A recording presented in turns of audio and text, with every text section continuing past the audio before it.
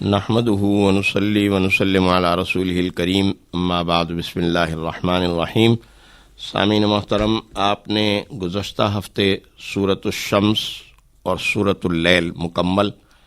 اور سورۃ الضحیٰ کی ابتدائی 8 آیات مبارکہ کے مضامین تفصیل سے سماعت فرمائے۔ آج آپ کو ان مضامین کا خلاصہ اور لب لباب اور نچوڑ آپ کی خدمت میں پیش کیا جائے گا۔ سورۃ الشمس مکی سورہ مبارکہ ہے، اس میں 15 آیات مبارکہ ہیں۔ اس سورہ مبارکہ میں حق تعالی جل شانہ نے اپنی 8 مخلوقات اور ان کے عظیم نظام کی قسم کھائی ہے، اور قسم اٹھانے کا یا قسم کھانے کا مطلب یہ ہوتا ہے کہ اللہ تعالی اس نظام کی، ان مخلوقات کی طاقت و قوت اور قدرت اور طاقت اور حرارت کی، ان چیزوں کی قسم اٹھاتا ہے، یعنی ان کو گواہ بناتا ہے کہ جس پروردگار عالم نے یہ سارا نظام بنایا ہے، جو اس پورے نظام کا خالق ہے، وہ ایک حقیقت کو بیان کر رہا ہے۔ ذرا ان چیزوں کو دیکھو، ان چیزوں کے اوپر غور کرو، اس نظام کے اوپر غور کرو، اور پھر اس نظام کی طاقت سے اللہ کی طاقت و قدرت کا اندازہ لگاؤ۔ چنانچہ اس ضمن میں سورۃ الشمس میں سورج کی قسم، سورج کے روشن ہونے کی قسم، چاند کی قسم، دن کی قسم، رات کی قسم جب وہ چھا جائے، آسمان کی قسم، زمین کی قسم، اور انسانی نفس کی ٹھیک ٹھیک تخلیق، 8 مخلوقات کی قسم اٹھائی گئی۔ اور پھر قسم اٹھا جانے کے بعد جس حقیقت کی جانب اشارہ فرمایا وہ کیا ہے؟ وہ یہ ہے کہ فَأَلْهَمَهَا فُجُورَهَا وَتَقْوَاهَا، کہ صرف انسانی نفس ایسی چیز ہے، یا انسان کی ذات اور انسان کی شخصیت ایسی مخلوق ہے کہ جسے اللہ تعالیٰ نے اپنی اطاعت اور فرما برداری کی بھی اور اپنی نافرمانی کی بھی صلاحیت عطا فرمائی ہے۔ ورنہ یہ ساری مخلوقات جو تمہیں نظر آتی ہیں ایک نظام کے اندر اس طرح پروئی گئی ہیں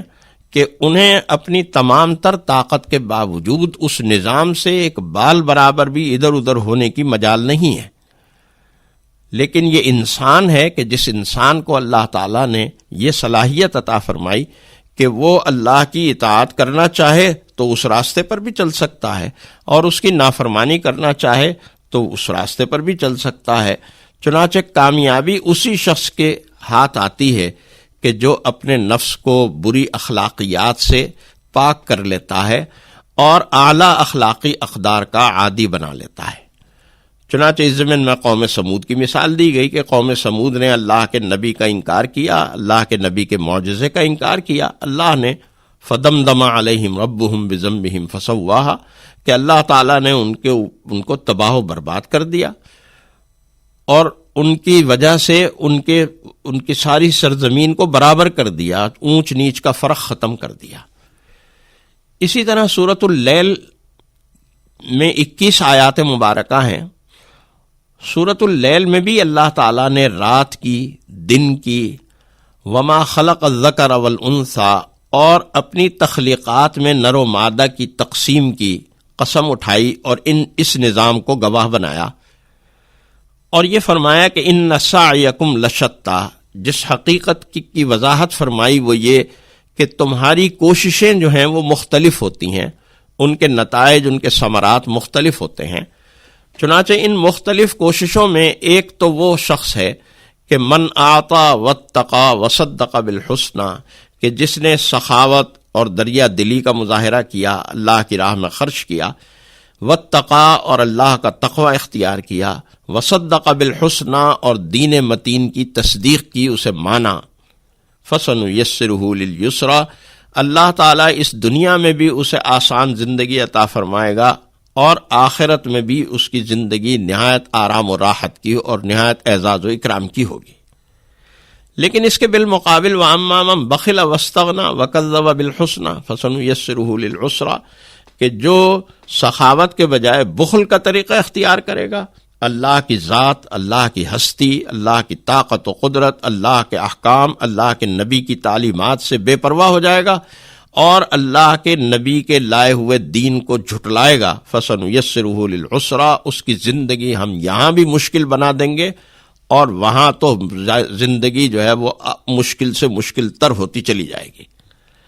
اور یہ بات ذہن میں رہے کہ ما یغنی عنہ مالہ اذا تردی، کہ جب اللہ کا عذاب آئے گا تو نہ کسی کو کوئی مال و دولت فائدہ پہنچا سکتا ہے، نہ کسی کو کوئی عہدہ و منصب اللہ کے عذاب سے چھٹکارا دلا سکتا ہے، اور نہ ہی کسی کی جو خزانے ہیں یا مال و دولت ہے وہ کسی کو اللہ کے عذاب سے نجات دلا سکتا۔ اللہ کے عذاب سے نجات دلانا صرف ایک ہی چیز کا کام ہے، اور وہ ہے ایمان اور عمل صالح، کہ انسان ایمان اور عمل صالح کی زندگی اختیار کر لے تو وہ اللہ کے عذاب سے بچ جائے گا۔ اسی کو بیان فرمایا حق تعالی جل شانہ نے سورۃ اللیل کے اندر کہ وَسَيُجَنَّبُهَا الْأَتْقَى، کہ جو متقی ہوگا، جو اللہ کا تقوی اختیار کرے گا، جو اپنے دل کے اندر احساس کا اور شعور کا کو زندہ رکھنے والا ہوگا، اللہ تعالیٰ اسے اس آگ سے بچائے گا۔ اور جو انسان اللہ کی نعمتوں کو سے دوسروں کو بھی فائدہ پہنچائے گا اور صرف اللہ کی رضا کے لیے فائدہ، وہ اس آگ سے بچنے والا ہوگا۔ لیکن جو اللہ کی اور اللہ کے رسول کی نافرمانی کے طریقے کو اختیار کرے گا وہ اس آگ کا ایندھن بننے والا اور اس آگ میں جلنے والا ہوگا۔ سورۃ الضحیٰ بھی مکی سورہ مبارکہ ہے، اس میں کل 11 آیات مبارکہ ہیں اور ان میں سے 8 آیات کی تفصیلات آپ کے سامنے آ گئی ہیں۔ اس سورہ مبارکہ میں حق تعالی جل شانہ نے ضحیٰ یعنی چاشت کے وقت کی، واللیل اذا سجا، اور رات کی کہ جب وہ چھا جائے، اس کی قسم اٹھائی اور اس کو گواہ بنایا، اور اس کو گواہ بنا کر جس حقیقت کی جانب اشارہ فرمایا وہ یہ کہ اگر وحی میں کوئی لمبا وقفہ آ گیا ہے تو اس کا یہ مطلب نہیں ہے کہ پروردگار عالم نے آپ کو چھوڑ دیا ہے یا وہ آپ سے ناراض ہو گیا ہے، ایسی بات نہیں ہے۔ پروردگار عالم کی پوری توجہ ہے آپ کی جانب، آپ اس کے حبیب ہیں، آپ وہ ہستی ہیں کہ جس کو اللہ نے خاتم الانبیاء بنایا، امام المرسلین بنایا، تو یہ کیسے ہو سکتا ہے کہ پروردگار عالم آپ سے ناراض ہو جائے؟ ہرگز نہیں، پروردگار عالم کی پوری توجہ آپ کی جانب ہے۔ ہاں البتہ یہ لوگ جس چیز کو ضروری سمجھتے ہیں، یا یہ لوگ اہل مکہ جس چیز کو فخر کا اور عزت کا سبب سمجھتے ہیں، وہ یہ کہ دنیا میں انسان مال و دولت والا ہو، صاحب اقتدار ہو، سردار ہو، کسی خاندان کا سربراہ ہو، آخرت کی نعمتیں ان کے ذہن میں نہیں ہیں، نہ ان کا تصور، نہ ان کے خیالات کی پرواز آخرت کی نعمتوں کی طرف نہیں ہے، ان کی سوچ بہت محدود ہے۔ لہذا آپ کے لیے اللہ تعالیٰ نے آخرت میں جو نعمتیں رکھی ہیں وہ نعمتیں کہیں بیش بہا اور قیمتی ہیں دنیا میں ملنے والی کسی بڑی سے بڑی نعمت کے سامنے۔ اور دنیا میں بھی اللہ نے آپ کو نعمتیں عطا کی ہیں، الم یجدک یتیما فآویٰ ووجدک ضالا فہدیٰ ووجدک عائلا فاغنیٰ، کہ اللہ تعالیٰ نے آپ کو یتیم ہونے کے باوجود ٹھکانہ عطا فرمایا، اللہ تعالیٰ نے آپ کو ہدایت کے نور سے منور فرمایا، ایسا ہدایت کا سرچشمہ اور خزینہ عطا فرمایا کہ جو قیامت تک بنی نوع انسان کے لیے اب ہدایت کا واحد سرچشمہ ہے۔ قیامت تک اب بنی نوع انسان اس ہدایت کے سرچشمے سے فیضیاب ہوتے رہیں گے اور ہدایت اور تقوی اور عمل صالح کے راستے پر چلتے رہیں گے، اور جو بھی عمل صالح کے راستے پر چلے گا قیامت تک اب کروڑ ہا کروڑ ارب ہا ارب انسان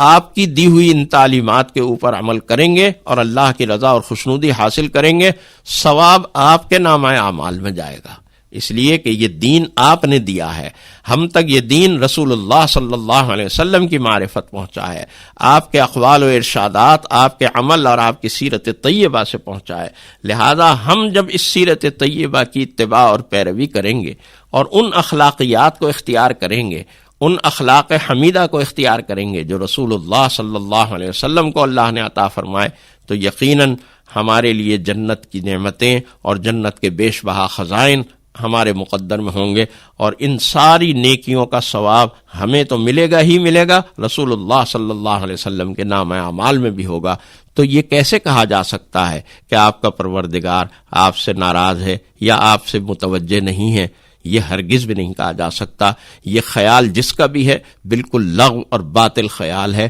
بالکل بیہودہ خیال ہے. آپ اس کی طرف ہرگز بھی توجہ نہ دیں. حق تعالی جل شانہ ہمیں نبی کریم صلی اللہ علیہ وسلم کی سیرت طیبہ، آپ کے حیات مطہرہ، آپ کے اخلاق حمیدہ کو سمجھنے اور ان پر عمل پیرا ہونے کی ہمت اور توفیق نصیب فرمائے. آمین. وآخر دعوانا ان الحمد للہ رب العالمین.